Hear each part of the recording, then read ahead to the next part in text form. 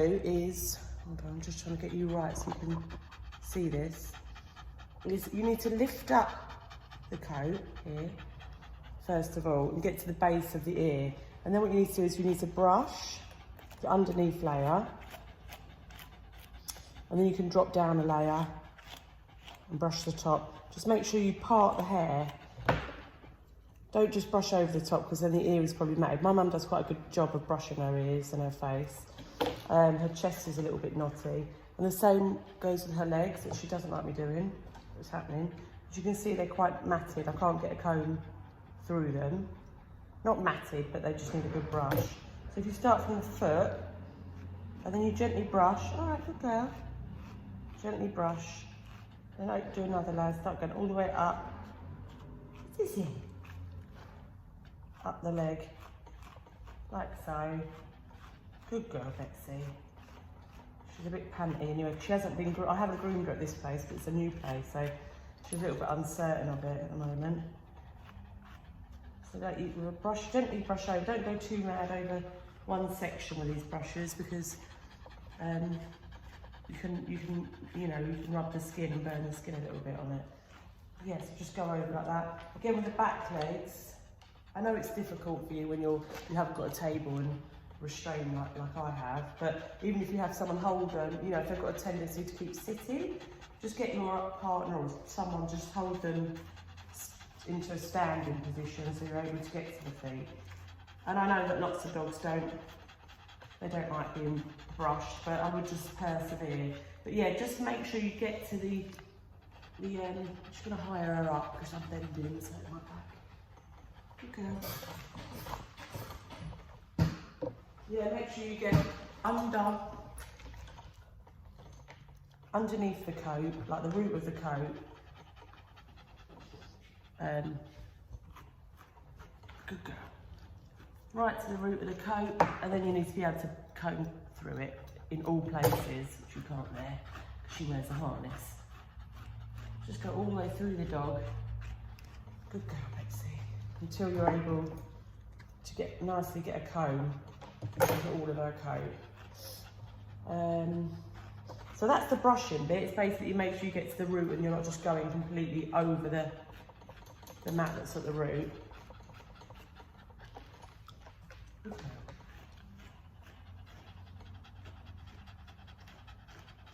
Any mats that you do get to, like big mats that you can feel, you just need to hold the mat, right, so you're not pulling the dog's skin. So she's got one here. I don't know what I did with my hair clip. Just make sure you hold the mat and then break the mat down, each mat, gently with this brush. I mean, you can use like detanglers. Oh no, I put it there. You can use like a detangler, but unless you're brushing the tangle out, then it's not really doing anything. They don't work miracles. You don't spray it on and the mat drops out. You have to obviously spray it and do the same thing as what I'm saying. Again, with their beards, some people think they're doing a good job of brushing, but what they're actually doing around their eyes is brushing the top layer of the beard, and then when you pick it up, I mean, Betsy's is good, but it's all matted underneath.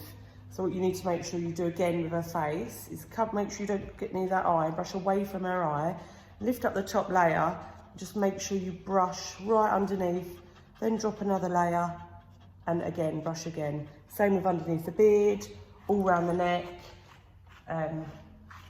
So that's the brushing part. I'm just going to carry on brushing Bex really quickly, and then I'll show you how to trim around her eyes.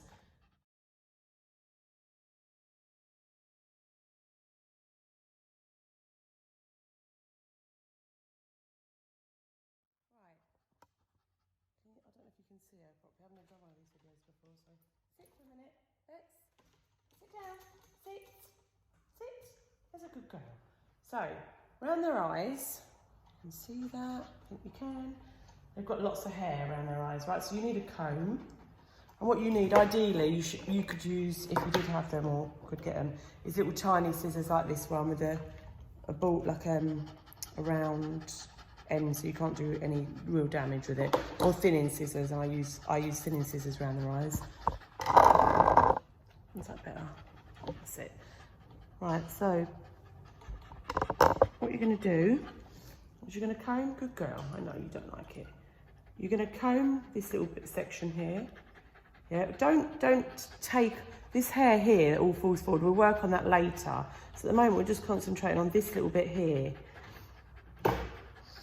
Okay, and so we're going to be very careful around her eyes. Your dogs will be used to me holding them, so you can either hold them here like this, because that's kind of where I hold them. So they should be used to being held. I like to hold you can also hold the hair on the chin, because what you need to do is you need to make sure that as soon as you get them scissors near her, she's not going to pull away and you're going to dig her in the eye. So you need to make sure you've got a good hold of her with one side. Yeah, not tight, I'm only gently holding her face, so I know that if she moves, I'm not going to cut her eye. And then you want to come at this angle, across her nose, and gently take that hair away. Betsy's a good girl. You can cut that section. Try and leave a little bit. You just want it so it's not digging completely in her eyes. So again, good girl. I can have a drink in a minute, yeah? So you just want to come again down this angle. Think of it as like a V shape, upside down V.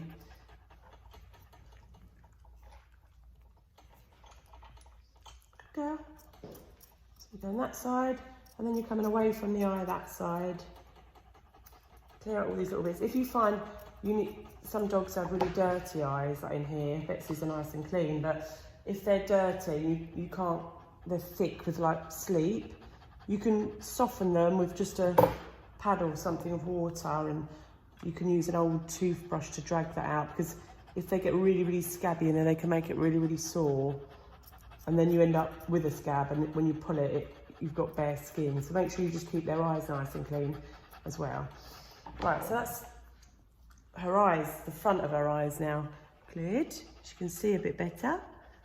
Right, and with this fringe, you can brush it all out. So almost do it in sections. So leave that bit back and then just pull a section forward like that. Yeah. And what you want to do, I've got big scissors, but again, if you want to just use little scissors, that's absolutely fine. So what I do is got to remember, my mum likes to keep her eyelashes, so I've got to be careful not to cut her eyelashes off. Right, I'm just going to gently trim. Where's her eyelashes? Around her eyes. Like so. Just make sure it is awkward when they've got eyelashes.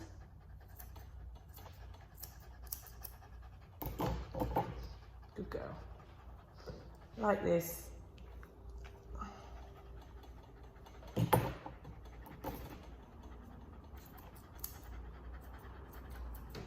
Almost like a visor shape. And then depending on how short you want to do it, just pull the next layer of hair down like so and go round the eyes like that. Obviously you're not going to be cutting any kind of a shape really into it, but as long as their little eyes are clear. Yeah, I'll sort out her head and everything later. As long as you've cleared the eyes, then it's better than nothing at all. Right, and with her tail, the other thing is, stand up, darling. When you brush the tail, Betsy doesn't really like me doing. Good girl, good girl. When you brush their tails, Betsy's got a lovely clean tail, but make sure you can feel, the actual, good girl, bone of her tail, yeah, that it's not completely matted, because lots of people, they do a lovely job of brushing the feather of the tail, but actually, all the way down the bone and the base of the tail is one big mat. So you need to make sure that you can comb all the way and see the bone of the tail, and that isn't solidly matted. That's because what I find is these are solidly matted and this is beautifully brushed out, but then you spend ages trying to demat the actual base of the tail. Well, I'm going to probably pop Betsy in the bath while she's here. Do Mum a favour. Yeah, and we've done the faces. I think that's about all. So I'm going to quickly give her a bath and then I'll be back. Have a little shake. soaked up, looking beautiful. She's had her bath, and just quickly, while I remember, just come to me while I was bathing her, try not to bath your dog at home a lot unless it's absolutely necessary, because basically if it's got mats and you're not drying and brushing them out properly, then all you're doing is making the mat tighter, and you end up with more and more mats, more and more trouble. Also, if your dog does get wet on a walk, the legs get wet, or you have to bath the dog, then with a towel, make sure you pat the dog dry, not rub it, because by rubbing it dry like that, even on the legs, you're encouraging it to mat. So yeah, so just try not to wash the dog unless you desperately have to. And if you don't, yeah, like I said, if you don't wash it, if you don't brush the mats out and dry it correctly, then you're just encouraging the mats to tighten even more.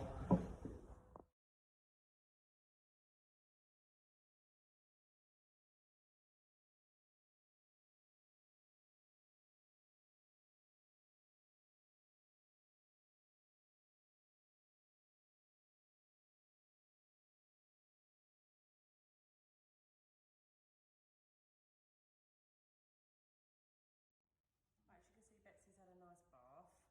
She's a lot fluffier than she was originally. She's all combed out, brushed out. So if you do bath them, then you need to just make sure that you dry them really well and get out all the mats. You need to be trying to really concentrate on brushing your dog every day with a coat like this, daily, at least every other day. I know my mum brushes Betsy here while she's sort of relaxed on the sofa, and she doesn't really, she's not a great lover of being groomed, but yeah, my mum does a good job of keeping her coat well looked after. So what you want at the end of it is you need to be able to get your comb through every part of the dog. Yeah, ears nicely through every part of your dog, all down the neck, all round the collar, everywhere on the coat, down the back legs, feet, yeah. Every foot, you want to be able to get your comb nicely through. You don't want to try to find somewhere it's snagging, so give you an example. So she's got one there, because you see my comb's getting stuck. You don't want the comb getting stuck. You need to be able to. If it gets stuck, then you just brush it gently again until, I mean, Betsy don't like me doing her feet yet. You keep brushing it until eventually you get through it with your comb. Good girl, Bets. Yeah, I think that's it. Like I said, we've been shut for two or three weeks now, and I don't know when we're going to be reopened. Sit down, Betsy. Sit down, Bets. Sit. Good girl.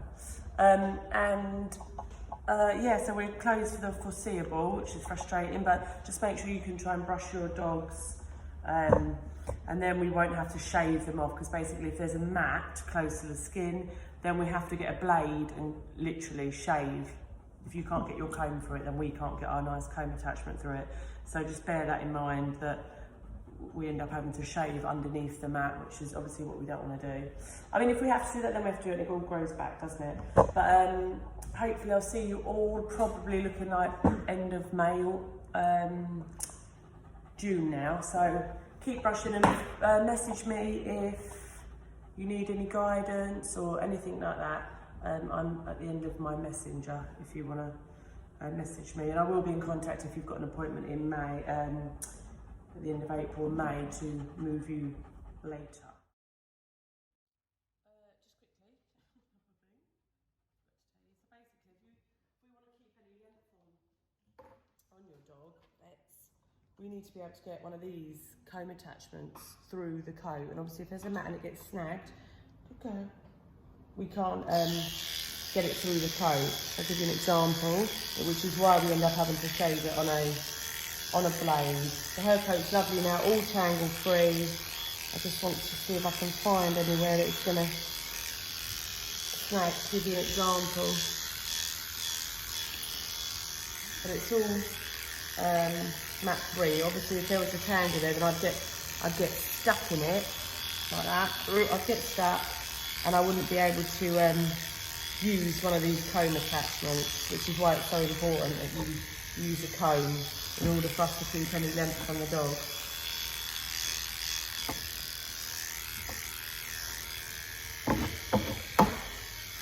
Thought I'd tell you that before I keep thinking of things as I go.